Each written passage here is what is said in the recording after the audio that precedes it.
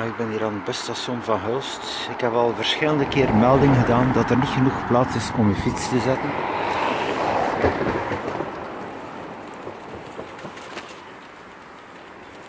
Dat geldt ook voor de anderen.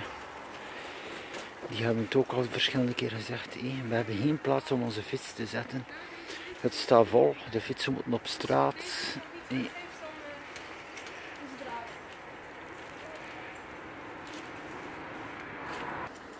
Dus ja, wanneer gaat dat probleem opgelost komen?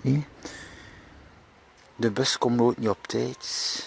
Iedereen moet met zijn fiets naar het busstation gaan. Maar bon, eenmaal hier aangekomen is er geen genoeg plaats. Er is weer wind, regen. Kunnen jullie alstublieft genoeg plaats voorzien om de fietsen deftig te zetten? Eventueel met een bescherming tegen de regen en zo verder, tegen de roest. Want er is absoluut geen plaats meer. Dus de enige mogelijkheid is om hem hier op het voetpad te zetten.